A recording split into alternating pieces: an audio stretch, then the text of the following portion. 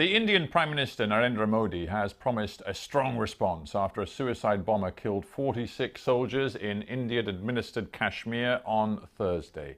India has said it will ensure the complete diplomatic isolation of Pakistan following the attack, the deadliest to hit the disputed territory in decades. India accuses Pakistan of failing to act against the militant group based in Pakistan, which said it carried out the bombing.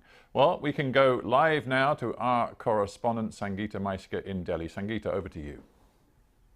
Well, Stephen, here in Delhi this morning, tensions rising between the Indian government and the Pakistani authorities.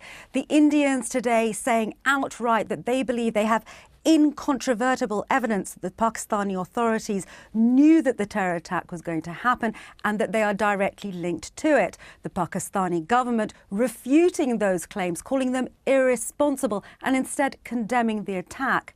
In the meantime, questions over what the security forces here in India knew is also up in the air. Reports today that suggest that 3 days ago, security forces in the region very close to where the attack happened knew that a major assault was planned. What happened to that information and whether or not it was passed on to the right people is now a matter of investigation. Mangled wreckage on a debris-strewn highway. All that's left in the aftermath of a massive attack launched by Islamist militants in which a suicide bomber drove a car packed with explosives into a bus carrying over 40 paramilitary personnel in Indian-administered Kashmir. No one on board survived, and with dozens more being treated in hospital for their injuries, officials have warned that number is likely to rise. This morning, India's Prime Minister warned that the attackers would not go unpunished. A befitting reply will be given to the perpetrators of the heinous attack and their patrons. No force will succeed in disturbing peace, progress and stability of India. Local man Adil Ahmed Dar is believed to be the man responsible for the attack, according to Indian authorities. The Islamist militant group Jaish-e-Mohammed say they planned it. The organisation, based in Pakistan, has been active in Indian-administered Kashmir for nearly 20 years, fighting for the state's independence.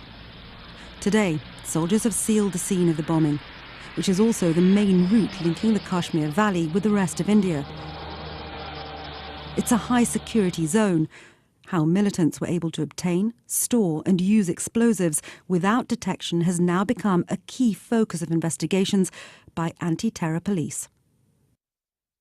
Now, those police have told us that it's going to take several days before they get answers to those questions. In the meantime, as I say, diplomatic relations between both India and Pakistan under strain.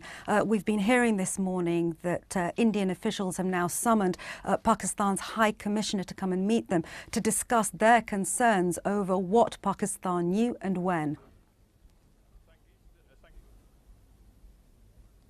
The security forces would be given free rein in their response. What do you think that means? What are the options, really, that the Indian security forces have?